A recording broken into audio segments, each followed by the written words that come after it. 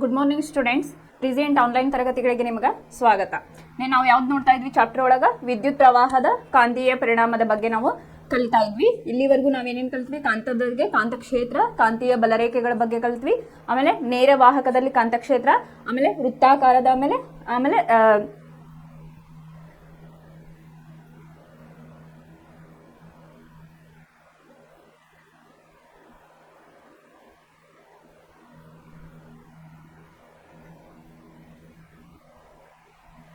ಇನ್ನೊಂದು ಸೊಲನಾಯ್ಡ್ ನಲ್ಲಿ ಯಾವ ರೀತಿಯಾಗಿ ಕಾಂತಕ್ಷೇತ್ರ ಇರ್ತೈತಿ ಅಂತ ಹೇಳಿ ನಾವು ನಿನ್ನೆವರೆಗೂ ಕಲಿತ್ವಿ.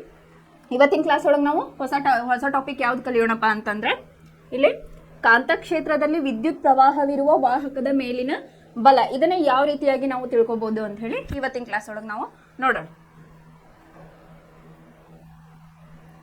ಇಲ್ಲೊಂದು ಎಕ್ಸಾಂಪಲ್ ಮೂಲಕ ನಿಮಗೆ ಯಾವ ರೀತಿಯಾಗಿ ಇದು ಇರ್ತೈತಿ ಅಂತ ಹೇಳಿ ಹೇಳಿದ್ದಾರೆ. ವಿದ್ಯುತ್ ಪ್ರವಾಹವಿರುವ ವಾಹಕ ತಂತಿಯ ಸುತ್ತಲೂ ಕಾಂತಕ್ಷೇತ್ರವು ಇರುತ್ತದೆ ಎಂಬುದನ್ನು ನಾವು ಕಲಿತಿದ್ದೇವೆ. ಒಂದು ವಿದ್ಯುತ್ ಪ್ರವಾಹವಿರುವ ವಾಹಕದ ಸುತ್ತ ನಾವೇನಿರ್ತೈತಿ, ಕಾಂತಕ್ಷೇತ್ರ ಇರ್ತೈತಿ. ಅವೆರಡು ಒಂದಕ್ಕೊಂದು ಸಂಬಂಧಪಟ್ಟವು ಅಂತ ಹೇಳಿ ಈಗಾಗಲೇ ನಾವು ಅದ್ರ ಬಗ್ಗೆ ಕಲ್ತಿದ್ದೀವಿ ಅಂತ ಹೇಳಿ. ಈ ರೀತಿ ಉಂಟಾದ ಕಾಂತಕ್ಷೇತ್ರವು ವಾಹಕಕ್ಕೆ ಹೊಂದಿಕೊಂಡಿರುವ ಕಾಂತದ ಮೇಲೆ ಬಲವನ್ನು ಪ್ರಯೋಗಿಸುತ್ತದೆ. ಏನು, ಈ ರೀತಿ ಉಂಟಾದ ಕಾಂತಕ್ಷೇತ್ರವು ವಾಹಕಕ್ಕೆ ಹೊಂದಿಕೊಂಡಿರುವ ಕಾಂತದ ಮೇಲೆ ತನ್ನ ಬಲವನ್ನ ಇಲ್ಲಿ ಉಪಯೋಗಿಸ್ತೈತಿ ಅಂತ ಹೇಳಿ. ಇದನ್ನ ಯಾರು ಕಂಡು ಹಿಡಿದ್ರಪ್ಪ ಅಂತಂದ್ರೆ, ಫ್ರೆಂಚ್ ವಿಜ್ಞಾನಿ ಆದ ಆಂಡ್ರೆ ಮೇರಿ ಆಂಪಿಯರ್ ಅನ್ನೋರು 1775ರಿಂದ 1830 ಇದರದ್ದು ಒಂದು ಆವಿಷ್ಕಾರವನ್ನ ಅವರು ಮಾಡಿದ್ರು. ಕಾಂತವು ಸಹ ವಿದ್ಯುತ್ ಪ್ರವಾಹವಿರುವ ವಾಹಕದ ಮೇಲೆ ಸಮ ಮತ್ತು ವಿರುದ್ಧವಾದ ಬಲವನ್ನ, ಇಲ್ಲೇ ನೋಡ್ರಿ, ಕಾಂತವು ಸಹ ವಿದ್ಯುತ್ ಪ್ರವಾಹವಿರುವ ವಾಹಕದ ಮೇಲೆ ಸಮ ಮತ್ತು ವಿರುದ್ಧವಾದ ಬಲವನ್ನು ಪ್ರಯೋಗಿಸುತ್ತದೆ ಎಂದು ಇವರು ಸೂಚಿಸಿದ್ರು. ಇವರ ತತ್ವ ಏನ್ ಹೇಳ್ತಪ್ಪ ಫ್ರೆಂಚ್ ವಿಜ್ಞಾನಿ ಆಂಡ್ರೆ ಮೇರಿ ಆಂಪಿಯರ್ದ ಅಂತಂದ್ರ, ಇಲ್ಲಿ ಕಾಂತವು ಏನು, ಅಲ್ಲಿ ವಿದ್ಯುತ್ ಪ್ರವಾಹವಿರುವ ವಾಹಕದ ಮೇಲೆ ಸಮ ಮತ್ತು ವಿರುದ್ಧವಾದ ಬಲವನ್ನ ಇಲ್ಲಿ ತೋರಿಸ್ತತಿ ಅಂತ ಹೇಳಿ ಇವ್ರು ನಮಗ ತಿಳಿಸ್ಕೊಟ್ರು. ಕಾಂತಕ್ಷೇತ್ರದಿಂದ ಉಂಟಾದ ಬಲವು ವಿದ್ಯುತ್ ಪ್ರವಾಹವಿರುವ ವಾಹಕದ ಮೇಲೆ ವರ್ತಿಸುವುದನ್ನು ಈ ಕೆಳಗಿನ ಚಟುವಟಿಕೆಯಿಂದ ನಿರೂಪಿಸಬಹುದು ಅಂತ ಹೇಳಿ ಹೇಳ್ಯಾರ. ಇಲ್ಲಿ ನೋಡ್ರಿ ಚಟುವಟಿಕೆಯನ್ನ, ಇಲ್ಲಿ ನೀವು ಚಿತ್ರವನ್ನ ಗಮನಿಸಿದ್ರೆ ಇಲ್ಲಿ ಏನೇನು ಅಪಾರೇಟಸ್ ಅದಾವ ನೋಡ್ರಿ. ಇದು ಸ್ಟ್ಯಾಂಡ್ ಐತಿ. ಅಲ್ಯೂಮಿನಿಯಂನ ಒಂದು ಚಿಕ್ಕ ಸಲಾಕೆ AB ಅನ್ನು ತೆಗೆದುಕೊಳ್ಳಿ ಅಂತ ಹೇಳ. ಇದು ಅಲ್ಯೂಮಿನಿಯಂನ ಒಂದು ಸಲಾಕೆ, ಇದನ್ನ ಏನ್ ಮಾಡ್ಯಾರ, ತೂಗು ಬಿಟ್ಟಾರ. ಇದಕ್ಕೆ ಏನ್ ಹೆಸರಿಟ್ರು, A ಮತ್ತು B ಅಂತ ಹೇಳಿ ಇಟ್ಟು. ಚಿತ್ರದಲ್ಲಿ ತೋರಿಸಿರುವಂತೆ ಎರಡು ವಾಹಕ ತಂತಿಗಳ ಸಹಾಯದಿಂದ ಆಧಾರ ಸ್ತಂಭಕ್ಕೆ ಸಮಾಂತರವಾಗಿರುವಂತೆ ಜೋಡಿಸಿ ಅಂತ ಹೇಳಿ. ಅಲ್ಯೂಮಿನಿಯಂನ ಒಂದು ಚಿಕ್ಕ ಸಲಾಕೆಯನ್ನು ತಗೊಂಡು ಅದ್ರ ಸ್ಟ್ಯಾಂಡಿಗೆ ಇದನ್ನ ಹಾಕಿ, ಇದು ಪ್ಲಾಸ್ಟಿಕ್ ಸ್ಟ್ಯಾಂಡ್ ಇರ್ತತಿ, ಅದಕ್ಕೆ ಇದನ್ನ ಏನ್ ಮಾಡ್ಬೇಕು, ತೂಗು ಬಿಡಬೇಕು. ಹೆಂಗ, ಸಮಾಂತರವಾಗಿ ಇದನ್ನ ತೂಗು ಬಿಡಬೇಕು ಅಂತ ಹೇಳಿ ಹೇಳಿದ್ದಾರೆ. ಒಂದು ಕುದುರೆ ಲಾಳಾಕೃತಿಯ ಪ್ರಬಲ ಕಾಂತದ ಕಾಂತಕ್ಷೇತ್ರವು ಮೇಲ್ಮುಖವಾಗಿರುವಂತೆ ಮತ್ತು ಅದರ ಎರಡು ಧ್ರುವಗಳ ನಡುವೆ ಅಲ್ಯೂಮಿನಿಯಂನ ಕಂಬಿ ಇರುವಂತೆ ಜೋಡಿಸಿ ಅಂತ ಹೇಳಿ ಹೇಳಿದ್ದಾರೆ. ಇದಕ್ಕೆ ಅಲ್ಯೂಮಿನಿಯಂನ ಸಲಾಕೆಯ ಕೆಳಭಾಗಕ್ಕೆ ಕಾಂತದ ಉತ್ತರ ಧ್ರುವ ಮತ್ತು ಮೇಲ್ಭಾಗಕ್ಕೆ ಕಾಂತದ ದಕ್ಷಿಣ ಧ್ರುವ ಇರುವಂತೆ ಕಾಂತವನ್ನು ಲಂಬವಾಗಿ ಇರಿಸಿ ಅಂತ ಹೇಳ್ಯಾರ. ಇಲ್ಲಿ ಅಲ್ಯೂಮಿನಿಯಂನ ಒಂದು ಇದು ತಗೊಂಡ್ರಲ್ಲ, ಇದನ್ನ ಏನ್ ಮಾಡಿದ್ರಪ್ಪ, ಒಂದು ಕುದುರೆ ಲಾಳಾಕೃತಿಯ ಪ್ರಬಲ ಕಾಂತಕ್ಷೇತ್ರವು ಮೇಲ್ಮುಖವಾಗಿರುವಂತೆ, ಇಲ್ಲೇ ಎರಡು ಧ್ರುವಗಳಿರ್ತಾವ ಅಂತ ಹೇಳಿ ನಾವು ಕಲ್ತಿದ್ವಿ, ಉತ್ತರ ಧ್ರುವ ಮತ್ತು ದಕ್ಷಿಣ ಧ್ರುವ ಅಂತ ಹೇಳಿ ಇಲ್ಲೇ ಮಾಡಿ. ಇಲ್ಲಿ ಕೆಳಗಿಂದು ಉತ್ತರ ಧ್ರುವ, ಇದು ದಕ್ಷಿಣ ಧ್ರುವ. ಇದು ಅಲ್ಯೂಮಿನಿಯಂನ ಒಂದು ಸಲಾಕೆ, ಇದಕ್ಕೆ ಏನ್ ಕೊಟ್ಟಾರ ಹೆಸರು, A ಮತ್ತು B ಅಂತ ಹೇಳಿ ಕೊಟ್ಟಾರ. ಇದನ್ನ ಏನ್ ಮಾಡಿದ್ರು, ಸಮಾಂತರವಾಗಿ ಅದನ್ನ ಜೋತ್ ಬಿಟ್ರು. ಅದ್ರ ಒಳಗ ಇದು ಒಂದು ತುದಿಯನ್ನ ಏನೈತಲ್ಲ ಅದು ಉತ್ತರ ದಿಕ್ಕಿನ ಕಡೆಗೆ, ಮತ್ತೆ ಇದು B ಐತಲ್ಲ ಇದು ದಕ್ಷಿಣ ದಿಕ್ಕಿನ ಕಡೆ ಇರುವಂಗ ಜೋಡಿಸ್ರಿ ಅಂತ ಹೇಳಿ ಹೇಳಿದ್ರು. ಅಲ್ಯೂಮಿನಿಯಂನ ತಂತಿಯ ತುದಿಗಳನ್ನು ಬ್ಯಾಟರಿ, ಸ್ವಿಚ್ ಮತ್ತು ರಿಯೋಸ್ಟಾಟ್ಗಳಿಂದ ಸರಣಿಯಲ್ಲಿ ಜೋಡಿಸಿ ಅಂತಂದ್ರೆ, ಈ ಏನೈತಲ್ಲ ಅಲ್ಯೂಮಿನಿಯಂನ ತುದಿಯನ್ನ ಏನ್ ಮಾಡ್ಬೇಕು, ಇಲ್ಲ ಬ್ಯಾಟ್ರಿ ಸ್ವಿಚ್ ಅನ್ನ ಅದನ್ನ ಜೋಡಿಸಿ ಏನ್ ಮಾಡ್ಬೇಕು, ಇಲ್ಲ ಆನ್ ಅನ್ನ ಮಾಡ್ಬೇಕು ಅಂತ ಹೇಳಿ. ಅಲ್ಯೂಮಿನಿಯಂನ ತಂತಿಯ B ತುದಿಯಿಂದ A ತುದಿಗೆ ವಿದ್ಯುತ್ ಪ್ರವಾಹ ಹರಿಯುವಂತೆ ಮಾಡಿ, ಇಲ್ಲಿಂದ ಏನ್ ಮಾಡ್ಬೇಕು, ಇಲ್ಲಿಂದ ಇಲ್ಲಿಗೆ ವಿದ್ಯುತ್ ಪ್ರವಾಹವನ್ನೇ ಹರಿಯುವಂತೆ ಮಾಡ್ಬೇಕು ಅಂತ ಹೇಳಿ. ನೀವು ಏನೇನು ಗಮನಿಸುವಿರಿ, ಸಲಾಕೆಯ ಎಡಭಾಗಕ್ಕೆ ಸ್ಥಾನಪಲ್ಲಟಗೊಂಡಿರುವುದನ್ನು ನೀವು ಗಮನಿಸುವಿರಿ. ಸಲಾಕೆಯ ಸ್ಥಾನಪಲ್ಲಟಗೊಂಡಿರುವುದನ್ನು ನಾವು ಇಲ್ಲಿ ಗಮನಿಸುತ್ತೇವೆ. ಆ ತರ ಮಾಡಿದಾಗ ಏನಾಗ್ತತಿ, ಇಲ್ಲೇ ಸ್ಥಾನಪಲ್ಲಟನೆಗೊಳ್ತತಿ. ಇಲ್ಲಿ B ಇಂದ ತುದಿಗೆ ವಿದ್ಯುತ್ ಪ್ರವಾಹ ಹರಿದಾಗ ಏನಾಗ್ತತಿ, ಇಲ್ಲೇ ಸ್ಥಾನಪಲ್ಲಟನೆಗೊಳ್ತತಿ ಅಂತ ಹೇಳಿ. ಸಲಾಕೆಯಲ್ಲಿನ ವಿದ್ಯುತ್ ಪ್ರವಾಹದ ದಿಕ್ಕನ್ನು ಬದಲಾಯಿಸಿ ಹಾಗೂ ಸಲಾಕೆಯು ಸ್ಥಾನಪಲ್ಲಟವಾಗುವ ದಿಕ್ಕನ್ನು ವೀಕ್ಷಿಸಿ. ಇದು ಈಗ ಬಲಭಾಗದಲ್ಲಿದೆ ಅಂತ ಹೇಳಿ. ಈಗ ಸಲಾಕೆಯನ್ನ ವಿದ್ಯುತ್ ಪ್ರವಾಹದ ದಿಕ್ಕನ್ನೇ ಉಲ್ಟಾ ಮಾಡಬೇಕು. ಬದಲಾಯಿಸಿದಾಗ ಏನಾಗ್ತತಿ ಅಂತಂದ್ರೆ, ಸಲಾಕೆಯು ಸ್ಥಾನಪಲ್ಲಟವಾಗುವ ದಿಕ್ಕನ್ನು ವೀಕ್ಷಿಸಿ ಮತ್ತು ಇದು ಬಲಭಾಗದಲ್ಲಿದೆ ಅಂತ ಹೇಳಿ. ಇದರಿಂದ ನಾವ್ ಏನ್ ಕಲಿತೇವಪ್ಪ ಅಂತಂದ್ರೆ, ಈ ಒಂದು ಎಕ್ಸ್ಪೆರಿಮೆಂಟ್ ಇಂದ ನಾವು ಇಲ್ಲಿ ಕಾಂತವು ಸಹ ವಿದ್ಯುತ್ ಪ್ರವಾಹ ಇರುವ ವಾಹಕದ ಮೇಲೆ ಸಮ ಮತ್ತು ವಿರುದ್ಧವಾದ ಬಲವನ್ನ ಇಲ್ಲೇ ತೋರಿಸ್ತತಿ ಅಂತ ಹೇಳಿ ಅದನ್ನ ನಾವು ಯಾವ ರೀತಿಯಾಗಿ ಹೇಳ್ಬೋದಪ್ಪ ಅಂತಂದ್ರೆ 3 ಪಾಯಿಂಟ್ ಅನ್ನ ನಾವಿಲ್ಲಿ ಎಕ್ಸ್ಪ್ಲೇನ್ ಮಾಡ್ಬೋದು. ಯಾವ್ದಾದಂತಂದ್ರೆ ವಿದ್ಯುತ್ ಪ್ರವಾಹದ ದಿಕ್ಕು ಮತ್ತು ಕಾಂತಕ್ಷೇತ್ರದ ದಿಕ್ಕು, ಮೂರನೇದು ವಾಹಕದ ಮೇಲಿನ ಬಲದ ದಿಕ್ಕನ್ನು. ಇದು ಈ ಮೂರು ಇಲ್ಲೇ ನಮಗ ಈ ಒಂದು ಪ್ರಾಕ್ಟಿಕಲ್ ಇಂದ, ಈ ಒಂದು ಚಟುವಟಿಕೆಯಿಂದ ನಮಗ ಗೊತ್ತಾಗ್ತತಿ. ಈ ಮೂರು ಅಂಶಗಳನ್ನ ಇಟ್ಕೊಂಡು ಒಬ್ಬ ವಿಜ್ಞಾನಿ ಒಂದು ಆವಿಷ್ಕಾರವನ್ನ ಮಾಡಿದ್ರು. ಅದಕ್ಕೆ ಏನಂತೀವಪ್ಪ ಅಂತಂದ್ರೆ ನಾವು ಫ್ಲೆಮಿಂಗನ ಎಡಗೈ ನಿಯಮ ಅಂತ ಹೇಳಿ ಕರಿತೀವಿ. ಇದು ಯಾವ್ದ್ರ ಮೇಲೆ ಡಿಪೆಂಡ್ ಐತಪ್ಪ ಅಂತಂದ್ರೆ ವಿದ್ಯುತ್ ಪ್ರವಾಹದ ದಿಕ್ಕು, ಕಾಂತಕ್ಷೇತ್ರದ ದಿಕ್ಕು ಮತ್ತು ವಾಹಕದ ಮೇಲಿನ ಬಲದ ದಿಕ್ಕು ಅಂತ ಹೇಳಿ. ಇಲ್ಲಿ ನಿಮ್ಗೆ ಕೈ ತೋರ್ಸಾರ ಅವರು ಫ್ಲೆಮಿಂಗ್ನ ಎಡಗೈ ನಿಯಮ ಅಂತ ಹೇಳಿ. ಈ ರೀತಿಯಾಗಿ ಅವು ಒಂದಕ್ಕೊಂದು ಲಂಬಾಕೃತಿಯಲ್ಲಿ ಇರ್ತಾವೆ. ಈ ರೀತಿಯಾಗಿ ಇವು ಯಾವ್ಯಾವ ಬೆರಳು ಏನನ್ನ ಸೂಚಿಸ್ತಾವು, ಆಮೇಲೆ ಅದರದ್ದು ನಿಯಮ ಅದ ಫ್ಲೆಮಿಂಗನ ಎಡಗೈ ನಿಯಮ ಏನನ್ನ ಹೇಳ್ತತಿ ಅಂತ ಹೇಳಿ ಈಗ ನೋಡಿ.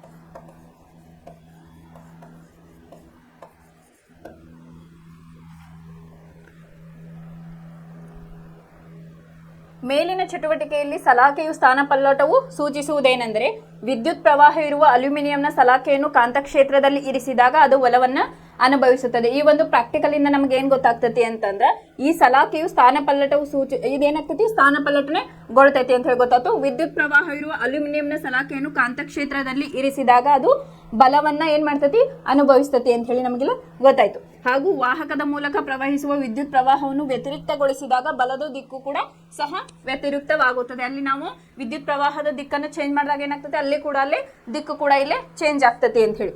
ಈಗ ಕಾಂತಕ್ಷೇತ್ರದ ದಿಕ್ಕು ಲಂಬವಾಗಿ ಕೆಳಮುಖವಾಗಿರುವಂತೆ ಮಾಡಲು ಕಾಂತದ ಎರಡೂ ಧ್ರುವಗಳನ್ನು ಅದಲು ಬದಲು ಮಾಡಿರಿ ಅಂತ ಹೇಳಿ ಹೇಳಿದ್ದಾರೆ. ಏನ್ ಮಾಡ್ಬೇಕು, ಈ ಕಾಂತಕ್ಷೇತ್ರದ ದಿಕ್ಕು ಲಂಬವಾಗಿ ಕೆಳಮುಖವಾಗಿರುವಂತೆ ಮಾಡಲು ಕಾಂತದ ಎರಡೂ ಧ್ರುವಗಳನ್ನು ಅದಲು ಬದಲು ಮಾಡಿರಿ. ವಿದ್ಯುತ್ ಪ್ರವಾಹವಿರುವ ಸಲಾಕೆಯ ಮೇಲೆ ವರ್ತಿಸುವ ಬಲದ ದಿಕ್ಕು ಹಿಮ್ಮುಖವಾಗಿರುವುದನ್ನು ಮತ್ತೊಮ್ಮೆ ಗಮನಿಸಬಹುದು. ಇಲ್ಲಿ ಏನ್ ಮಾಡ್ಬೇಕು ನಾವು, ಕಾಂತಕ್ಷೇತ್ರದ ದಿಕ್ಕು ಲಂಬವಾಗಿ ಕೆಳಮುಖವಾಗಿರುವಂತೆ ಮಾಡಿದಾಗ ಏನಾಗ್ತತಿ ಕೂಡ ಅಲ್ಲಿ ಇಲ್ಲಿ ಕಾಂತಕ್ಷೇತ್ರ ಲಂಬವಾಗಿ ಕೆಳಮುಖವಾಗಿರುವಂತೆ ಮಾಡಲು ಕಾಂತದ ಎರಡೂ ಧ್ರುವಗಳನ್ನು ನಾವಿಲ್ಲಿ ಉಲ್ಟಾ ಮಾಡಬೇಕು. ಅದಲು ಬದಲು ಮಾಡಿದಾಗ ವಿದ್ಯುತ್ ಪ್ರವಾಹವಿರುವ ಸಲಾಕೆಯ ಮೇಲೆ ವರ್ತಿಸುತ್ತಿರುವ ಬಲದ ದಿಕ್ಕು ಕೂಡ ಇಲ್ಲಿ ಹಿಮ್ಮುಖವಾಗಿರುವುದನ್ನು ನಾವಿಲ್ಲಿ ಕಾಣಬಹುದು. ವಾಹಕದ ಮೇಲೆ ವರ್ತಿಸುವ ಬಲವು ವಿದ್ಯುತ್ ಪ್ರವಾಹದ ದಿಕ್ಕು ಮತ್ತು ಕಾಂತಕ್ಷೇತ್ರದ ದಿಕ್ಕನ್ನು ಅವಲಂಬಿಸಿದೆ ಎಂದು ಇದು ತೋರಿಸುತ್ತದೆ. ವಿದ್ಯುತ್ ಪ್ರವಾಹದ ದಿಕ್ಕು ಕಾಂತಕ್ಷೇತ್ರದ ದಿಕ್ಕಿಗೆ ಲಂಬವಿದ್ದಾಗ ಸಲಾಕೆಯ ಸ್ಥಾನಪಲ್ಲಟವು ಗರಿಷ್ಠವಾಗಿರುತ್ತದೆ ಅಥವಾ ಬಲದ ಪರಿಮಾಣವು ಅಧಿಕವಾಗಿರುತ್ತದೆ. ಇಲ್ಲೇ ಸೆಂಟೆನ್ಸ್ ನೋಡ್ರಿ, ವಾಹಕದ ಮೇಲೆ ವರ್ತಿಸುವ ಬಲವು ವಿದ್ಯುತ್ ಪ್ರವಾಹದ ದಿಕ್ಕು ಮತ್ತು ಕಾಂತಕ್ಷೇತ್ರದ ದಿಕ್ಕನ್ನು ಅವಲಂಬಿಸಿದೆ. ವಿದ್ಯುತ್ ಪ್ರವಾಹದ ದಿಕ್ಕು ಕಾಂತಕ್ಷೇತ್ರದ ದಿಕ್ಕಿಗೆ ಲಂಬವಾಗಿದ್ದಾಗ ಸಲಾಕೆಯು ಸ್ಥಾನಪಲ್ಲಟವು ಅದು ಏನಾಗಿರ್ತೈತಿ, ಅಧಿಕವಾಗಿರ್ತೈತಿ ಅಂತ ಹೇಳಿ ಎಂದು ಪ್ರಯೋಗಗಳು ತೋರಿಸಿವೆ. ಇಂಥ ಸನ್ನಿವೇಶಗಳಲ್ಲಿ ವಾಹಕದ ಮೇಲಿದ ಬಲದ ದಿಕ್ಕನ್ನು ಕಂಡುಹಿಡಿಯಲು ನಾವು ಒಂದು ಸರಳ ನಿಯಮವನ್ನ ಪಾಲಿಸಬಹುದು. ನಾನು ಆಗಲೇ 3 ಅಂಶಗಳನ್ನ ಹೇಳಿದೆ. ಯಾವುದಾದ್ರು ವಿದ್ಯುತ್ ಪ್ರವಾಹದ ದಿಕ್ಕನ್ನು ಹೇಳಿದೆ, ಆಮೇಲೆ ವಾಹಕದ ಮೇಲೆ ಬಲವನ್ನ ಹೇಳಿದ್ವಿ, ಆಮೇಲೆ ಕಾಂತಕ್ಷೇತ್ರದ ದಿಕ್ಕು. ಅದ್ರ ಮೇಲೆ ಏನಾಯ್ತು, ಫ್ಲೆಮಿಂಗನ ಎಡಗೈ ನಿಯಮ ಅಂತ ಹೇಳಿಲೆ ಒಬ್ಬ ವಿಜ್ಞಾನಿ ಇದನ್ನ ನಮಗ ಪರಿಚಯವನ್ನ ಮಾಡಿಕೊಟ್ರು. ಅದು ಯಾವ ರೀತಿಯಾಗಿ ಇರ್ತೈತಿ ಅಂತಂದ್ರೆ, ಫ್ಲೆಮಿಂಗನ ಎಡಗೈ ನಿಯಮ ಅಂತ ಹೇಳಿದ್ರೆ ಏನಂತಂದ್ರೆ, ಇಲ್ಲಿ ನಾ ಬರ್ದೇನೆ ನೋಡ್ರಿ, ಎಡಗೈನ ಹೆಬ್ಬೆರಳು, ತೋರು ಬೆರಳು ಮತ್ತು ಮಧ್ಯದ ಬೆರಳನ್ನು ನಾವು ಪರಸ್ಪರ ಲಂಬವಾಗಿ ಇಟ್ಟಾಗ, ಇಲ್ಲೇ ಎಡಗೈನ ಹೆಬ್ಬೆರಳು, ತೋರು ಬೆರಳು, ಮಧ್ಯದ ಬೆರಳನ್ನು ಪರಸ್ಪರ ಲಂಬವಾಗಿ ಇರಿಸಿದಾಗ ಈ ತೋರು ಬೆರಳು ಏನ್ ತೋರಿಸ್ತಪ್ಪ ಅಂತಂದ್ರ ಕಾಂತಕ್ಷೇತ್ರದ ದಿಕ್ಕನ್ನ ನಮಗಿಲ್ಲಿ ಸೂಚಿಸ್ತತಿ. ಆಮೇಲೆ ಮಧ್ಯದ ಬೆರಳು ವಿದ್ಯುತ್ ಪ್ರವಾಹದ ದಿಕ್ಕನ್ನ ನಮಗಿಲ್ಲಿ ಸೂಚಿಸ್ತತಿ. ಆಮೇಲೆ ಹೆಬ್ಬೆರಳು ವಾಹಕದ ಮೇಲೆ ಪ್ರಯೋಗವಾಗುವ ಬಲದ ದಿಕ್ಕನ್ನ ಇಲ್ಲಿ ಸೂಚಿಸ್ತತಿ. ನಿನ್ನೆ ನಾವು ಬಲಗೈ ನಿಯಮ ಅಂತ ಹೇಳಿ ನಾವು ನೋಡಿದ್ವಿ. ಅದ್ರೊಳಗೆ ಏನಾಗಿತ್ತು, ಹೆಬ್ಬೆರಳು ಏನಾಗಿತ್ತು, ವಿದ್ಯುತ್ ಪ್ರವಾಹದ ದಿಕ್ಕನ್ನು ಬಲಗೈ ನಿಯಮದೊಳಗ ಒಂದು ಮಳೆಯನ್ನ ತಗೊಂಡು ನಾವು ಅದನ್ನ ಸ್ಲೀವ್ ತಗೊಂಡು ಟೈಟ್ ಮಾಡುವಾಗ ಏನ್ ಮಾಡ್ತೀವಿ, ಈ ಹೆಬ್ಬೆರಳು ಏನ್ ಮಾಡ್ತಿತ್ತು, ನಮ್ಗೆ ವಿದ್ಯುತ್ ಪ್ರವಾಹದ ದಿಕ್ಕನ್ನ ಸೂಚಿಸ್ತಿತ್ತು. ಈ ಮಡಚಿದ ಬೆರಳುಗಳು ಏನ್ ಮಾಡ್ತಿದ್ವು, ಹಿಂಗ ತಿರುಗಿಸ್ತೇವಲ್ಲ ನಾವು ಅದನ್ನ, ಈಗ ಬೆರಳುಗಳು ಮಡಚಿದ ಬೆರಳುಗಳು ಕಾಂತಕ್ಷೇತ್ರವನ್ನ ಅಲ್ಲೇ ಸೂಚನೆಯನ್ನ ಮಾಡ್ತಿದ್ವು. ಈ ಫ್ಲೆಮಿಂಗನ ಎಡಗೈ ನಿಯಮ ಒಳಗೆ ಏನಾಗ್ತದಪ್ಪ ಅಂತಂದ್ರ, ಈ ಎಡಗೈಯನ್ನ ನಾವು ಹೆಬ್ಬೆರಳು, ತೋರು ಬೆರಳು ಮತ್ತು ಮಧ್ಯದ ಬೆರಳನ್ನ ನಾವು ಪರಸ್ಪರ ಲಂಬವಾಗಿ ಹಿಡಿದಾಗ ಏನ್ ಮಾಡ್ಬೇಕು, ಪರಸ್ಪರ ಲಂಬವಾಗಿ ಹಿಡಿದಾಗ, ಇಲ್ಲೇ ಚಿತ್ರದಲ್ಲೂ ನಿಮಗ ತೋರಿಸಿದ. ಅವಾಗ ಏನ್ ಮಾಡ್ತದಪ್ಪ ಅಂತಂದ್ರೆ, ಈ ತೋರು ಬೆರಳು ಏನ್ ಮಾಡ್ತೈತಿ, ಕಾಂತಕ್ಷೇತ್ರದ ದಿಕ್ಕನ್ನ ಇಲ್ಲಿ ನಮಗ ಸೂಚಿಸ್ತೈತಿ. ತೋರು ಬೆರಳು ಕಾಂತಕ್ಷೇತ್ರದ ದಿಕ್ಕನ್ನು ಸೂಚಿಸ್ತೈತಿ, ಮಧ್ಯದ ಬೆರಳು ವಿದ್ಯುತ್ ಪ್ರವಾಹದ ದಿಕ್ಕನ್ನ ಇಲ್ಲೇ ನಮಗ ಸೂಚಿಸ್ತೈತಿ. ಆಮೇಲೆ ಹೆಬ್ಬೆರಳು ಏನ್ ಮಾಡ್ತೈತಿ, ವಾಹಕದ ಮೇಲೆ ಪ್ರಯೋಗವಾಗುವಂತಹ ಬಲದ ದಿಕ್ಕನ್ನ ನಮಗಿಲ್ಲೇ ಸೂಚಿಸ್ತೈತಿ. ಇದಕ್ಕೆ ನಾವೇನಂತೀವಿ, ಫ್ಲೆಮಿಂಗನ ಎಡಗೈ ನಿಯಮ ಅಂತ ಹೇಳಿಲೇ ಕರಿತೀವಿ. ಚಟುವಟಿಕೆ 12.7 ಕಾಂತಕ್ಷೇತ್ರದ ದಿಕ್ಕು ವಿದ್ಯುತ್ ಪ್ರವಾಹದ ದಿಕ್ಕಿಗೆ ಲಂಬವಾಗಿರುವುದಲ್ಲದೆ ಉಂಟಾದ ಬಲವು ಇವೆರಡಕ್ಕೂ ಪರಸ್ಪರ ಲಂಬವಾಗಿರುತ್ತವೆ ಎಂಬುದನ್ನು ನಾವು ಪರಿಗಣಿಸಿದ್ದೇವೆ. ಈ 3 ದಿಕ್ಕುಗಳನ್ನು ವಿವರಿಸುವ ಸರಳ ನಿಯಮವನ್ನು ಫ್ಲೆಮಿಂಗನ ಎಡಗೈ ನಿಯಮ ಅಂತ ಹೇಳಿ ಕರಿತೇವೆ. ನಿಮ್ಗೆ ಕ್ವಶನ್ ಏನಪ್ಪಾ ಅಂತಂದ್ರೆ, ಇಲ್ಲಿ ಫ್ಲೆಮಿಂಗನ ಎಡಗೈ ನಿಯಮ ತಿಳಿಸಿ ಅಂತ ಹೇಳಿ 1 or 2 ಮಾರ್ಕ್ಸಿಗೆ ಬರ್ತೈತಿ. ಅವಾಗ ನೀವು ಇದಿಷ್ಟು ಬರೀಬೇಕು. ಬರೋದು ಆಮೇಲೆ ಅದನ್ನ ಯಾವ ಬೆರಳು ಏನನ್ನ ಸೂಚಿಸ್ತದೆ ಅಂತ ಹೇಳಿಲೆ ಬರೀಬೇಕು. ಈ ನಿಯಮದ ಪ್ರಕಾರ ನಿಮ್ಮ ಎಡಗೈನ ಹೆಬ್ಬೆರಳು, ತೋರು ಬೆರಳು ಮತ್ತು ಮಧ್ಯದ ಬೆರಳುಗಳನ್ನು ಪರಸ್ಪರ ಲಂಬವಾಗಿರುವಂತೆ ತೆಗೆದುಕೊಳ್ಳಿ. ತೋರು ಬೆರಳು ಕಾಂತಕ್ಷೇತ್ರದ ದಿಕ್ಕನ್ನು, ಮಧ್ಯದ ಬೆರಳು ವಿದ್ಯುತ್ ಪ್ರವಾಹದ ದಿಕ್ಕನ್ನು ಹಾಗೂ ಹೆಬ್ಬೆರಳು ವಾಹಕದ ಮೇಲೆ ವರ್ತಿಸುವ ಚಲನೆಯ ಅಥವಾ ಬಲದ ದಿಕ್ಕನ್ನು ಸೂಚಿಸುತ್ತದೆ ಅಂತ ಹೇಳಿ ನಾವು ಇದನ್ನ ಬರಿಬೇಕು. ಇದಿಷ್ಟು ಏನಪ್ಪಾ ಅಂತಂದ್ರೆ ಫ್ಲೆಮಿಂಗನ ಎಡಗೈ ನಿಯಮ.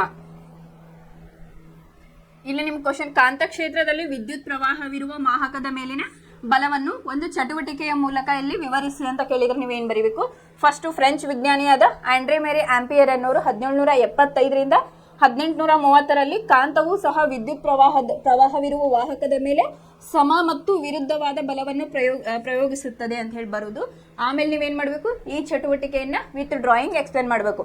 ಇಲ್ಲೇನ್ ಮಾಡಬೇಕು, ಒಂದು ಅಲ್ಯೂಮಿನಿಯಂನ ಒಂದು ಚಿಕ್ಕ ಸಲಾಕೆಯನ್ನು ತಗೊಂಡದಕ್ಕೆ ಎ ಮತ್ತು ಬಿ ಅಂತ ಹೆಸರಿಡಬೇಕು. ಅದನ್ನ ಏನ್ ಮಾಡಬೇಕು, ಸಮಾಂತರವಾಗಿ ಆಧಾರ ಸ್ತಂಭಕ್ಕೆ ಇದನ್ನ ನಾವು ಅದನ್ನ ಜೋತ್ ಬಿಡಬೇಕು. ಜೋತ್ ಬಿಟ್ಟು ಇಲ್ಲೇ ಕಾಪರ್ ವೈರ್ ಅನ್ನ ಸುತ್ತಿದ್ದಾರೆ.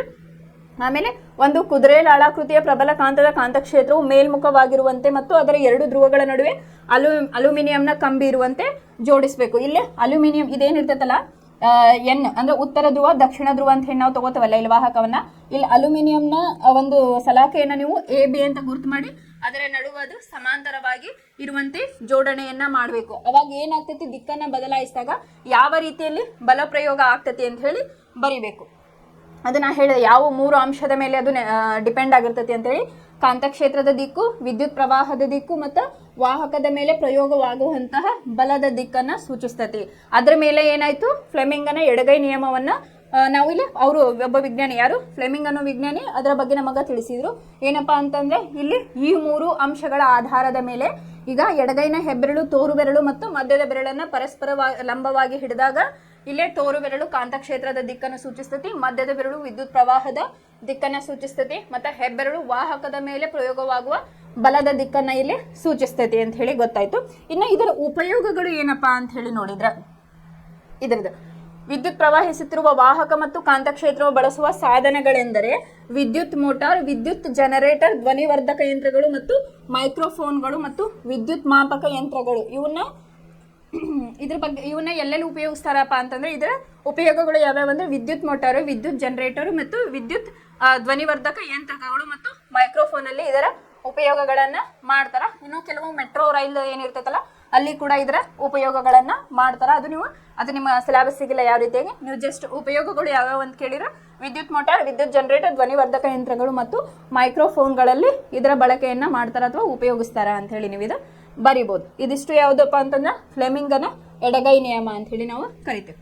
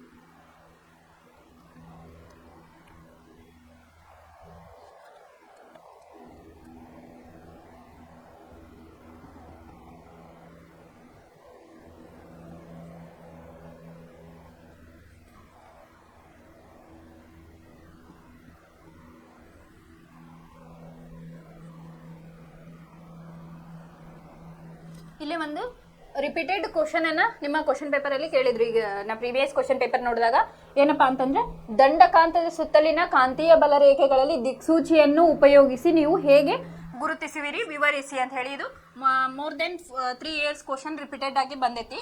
ಕ್ವಶನ್ ಏನು, ದಂಡಕಾಂತದ ಸುತ್ತಲಿನ ಕಾಂತೀಯ ಬಲರೇಖೆಗಳನ್ನು ದಿಕ್ಸೂಚಿಯನ್ನು ಉಪಯೋಗಿಸಿ ನೀವು ಹೇಗೆ ಗುರುತಿಸುವಿರಿ, ವಿವರಿಸಿ ಅಂತ ಹೇಳಿ. ನೀವು ಫಸ್ಟಿಗೆ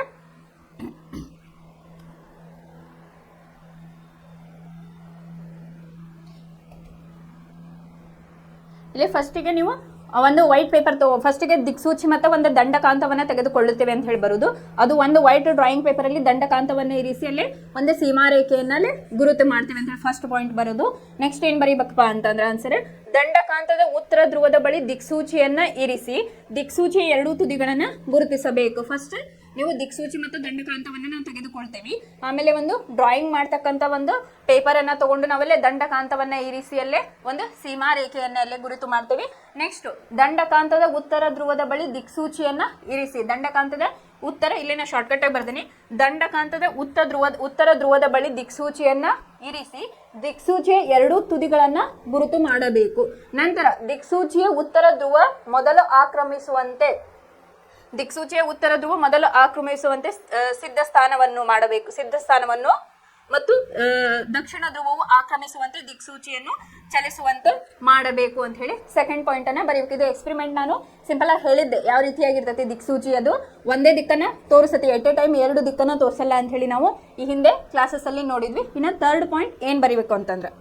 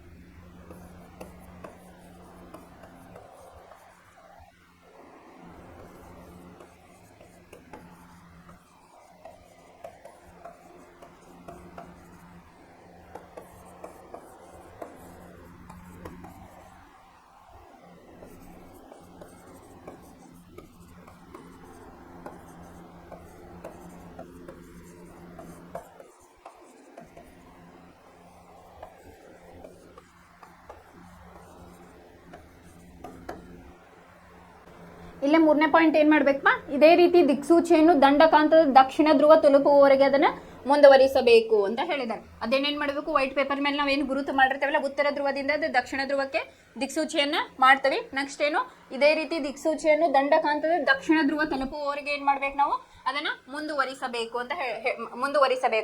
ಗುರುತು ಮಾಡಿದ ಬಿಂದುಗಳನ್ನು ನಯವಾದ ವಕ್ರರೇಖೆಯಿಂದ ಅದನ್ನ ಸೇರಿಸಬೇಕು. ಇವನ್ನ ನಾವೇನಂತೀವಿ, ಕಾಂತೀಯ ಬಲರೇಖೆಗಳನ್ನ ಸೂಚಿಸ್ತತೆ ಅಂತ ಹೇಳಿ ಹೇಳ್ತೇವೆ. ಇಲ್ಲೇ ಥರ್ಡ್ ಪಾಯಿಂಟ್, ಇದೇ ರೀತಿ ದಿಕ್ಸೂಚಿಯನ್ನು ದಂಡಕಾಂತದ ದಕ್ಷಿಣ ಧ್ರುವ ತಲುಪುವವರೆಗೆ ಅದನ್ನ ಮುಂದುವರಿಸಬೇಕು. ಅಲ್ಲಿ ಗುರುತು ಮಾಡಿದ ಬಿಂದುಗಳನ್ನು ನಯವಾದ ವಕ್ರರೇಖೆಗಳಿಂದ ಸೇರಿಸಬೇಕು. ಇದು ಏನನ್ನ ಪ್ರತಿನಿಧಿಸ್ತಪ್ಪ ಅಂತಂದ್ರೆ, ಇದು ಕಾಂತೀಯ ಬಲರೇಖೆಗಳನ್ನ ಪ್ರತಿನಿಧಿಸುತ್ತದೆ. ಈ ಮೇಲಿನ ವಿಧಾನವನ್ನು ಪುನರಾವರ್ತಿಸಿದಾಗ ನಮಗೇನಾಗ್ತವಲ್ಲಿ ಸಾಕಷ್ಟು ಸಂಖ್ಯೆಯ ಇಲ್ಲಿ ಬಲರೇಖೆಗಳನ್ನ ನಾವಿಲ್ಲಿ ಅಳಿಬಹುದು ಅಂತೇಳಿ. ಇದು ಒಂದು ನಿಮ್ಮ ಕ್ವಶನ್ ಪೇಪರ್ ರಿಪೀಟ್ ಆಗಿ ಬಂದಿದ್ದು, ಪದೇ ಪದೇ ಕೇಳಿದ್ದಾರೆ. ಇದು ಒಂದು ಇಂಪಾರ್ಟೆಂಟ್ ಕ್ವಶನ್ ಅಂತ ಹೇಳಿ ನಾವು ಹೇಳ್ಬೋದು. ಇದನ್ನ ಪ್ರಾಕ್ಟೀಸ್ ಮಾಡ್ರಿ.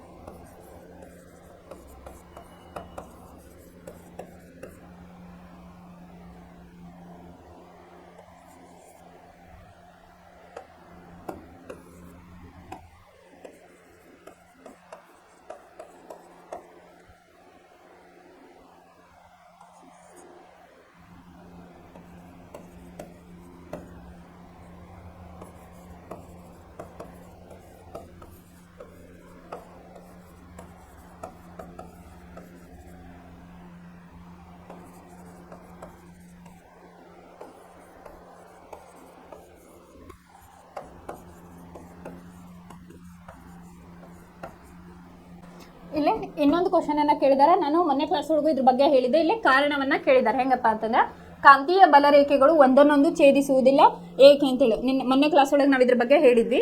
ಇದನ್ನ ಏನ್ ಮಾಡಿದಾರೆ, ಕಾರಣ ಕೊಡಿ ಅಂತ ಹೇಳಿ ನಿಮಗ ಕ್ವಶನ್ ಅನ್ನ ಕೇಳಿದ್ದಾರೆ. ಇದು ಕೂಡ ರಿಪೀಟೆಡ್ ಕ್ವಶನ್. ಏನು, ಕಾಂತೀಯ ಬಲರೇಖೆಗಳು ಒಂದನ್ನೊಂದು ಛೇದಿಸುವುದಿಲ್ಲ ಏಕೆ ಅಂತ ಹೇಳಿ ನಾನು ಹೇಳಿದ್ದೆ ನಿಮಗ. ಇಲ್ಲಿ ಒಂದು ದಿಕ್ಸೂಚಿಯನ್ನ ಇಟ್ಟರೆ ಏನ್ ಮಾಡ್ತೈತಿ, ಒಂದು ದಿಕ್ಕನ್ನ ಮಾತ್ರ ಅದು ಒನ್ ಟೈಮ್ ತೋರಿಸ್ತದೆ. ಅದು ಎಡಕ್ಕಾಗಿರ್ಬೋದು ಅಥವಾ ಬಲಗಡೆ ಆಗಿರ್ಬೋದು. ಎಟ್ ಅ ಟೈಮ್ ಅದೇನಾಗೋದಿಲ್ಲ, ಎರಡೂ ದಿಕ್ಕನ್ನ ಇಲ್ಲಿ ಸೂಚಿಸುವುದಿಲ್ಲ. ನೀವೇನ್ ಆನ್ಸರ್ ಬರಿಬೇಕಪ್ಪ ಅಂತಂದ್ರೆ, ಛೇದಿಸುವ ಬಿಂದಿನಲ್ಲಿ ದಿಕ್ಸೂಚಿಯ ಸೂಜಿಯು ಎರಡೂ ದಿಕ್ಕುಗಳನ್ನು ನಿರ್ದೇಶಿಸಬೇಕಾಗುತ್ತದೆ. ಆದರೆ ಇದು ಅಸಾಧ್ಯ ಅಥವಾ ಸಾಧ್ಯವಿಲ್ಲ. ಆದ್ದರಿಂದ ಕಾಂತೀಯ ಬಲರೇಖೆಗಳು ಒಂದನ್ನೊಂದು ಛೇದಿಸುವುದಿಲ್ಲ ಅಂತ ಹೇಳಿ ಬರಿಬೇಕು. ಇದು ಇಂಪಾರ್ಟೆಂಟ್ ಕ್ವಶನ್ ಅನ್ನು ಮನೇನೂ ಹೇಳಿದ್ದೆ. ಇದು ರಿಪೀಟ್ ಆಗೈತಿ. ಏನ್ ಬರಿಬೇಕು, ಛೇದಿಸುವ ಬಿಂದುವಿನಲ್ಲಿ ದಿಕ್ಸೂಚಿಯ ಸೂಜಿಯು ಎರಡು ದಿಕ್ಕುಗಳತ್ತ ಸಾಗಬೇಕಾಗುತ್ತದೆ ಅಥವಾ ನಿರ್ದೇಶಿಸಬೇಕಾಗುತ್ತದೆ. ಆದರೆ ಇದು ಸಾಧ್ಯವಿಲ್ಲ. ಒಂದ ಟೈಮಿಗೆ ಏನಾಗ್ತೈತಿ, ಎರಡು ದಿಕ್ಕನ್ನ ಇದು ಸೂಚಿಸುವುದಿಲ್ಲ. ಆದ್ದರಿಂದ ಇದು ಅಸಂಭವನೀಯ ಅಂತ ಹೇಳಿ ನೀವು ಬರಿಬೇಕು. ಇನ್ನು ಇದ್ರ ಮೇಲೆ ಒಂದಿಷ್ಟು ಇಂಪಾರ್ಟೆಂಟ್ ಕ್ವಶನ್ ಬರ್ತವೆ. ಇದಾಯ್ತು. ಮತ್ತು ಮೊದಲೊಂದು ವಿದ್ಯುತ್ ಶಕ್ತಿ ಚಾಪ್ಟರ್ ಮೇಲೆ ಅದನ್ನು ನಾವು ಒಂದು ಕ್ಲಾಸ್ ತಗೊಂಡು ಯಾವ ರೀತಿಯಾಗಿ ಕ್ವಶನ್, ಆಮೇಲೆ ಅದ್ರ ಮೇಲೆ ಕ್ಯಾಲ್ಕುಲೇಷನ್ಸ್ ಸ್ವಲ್ಪ ಇದಾವೆ.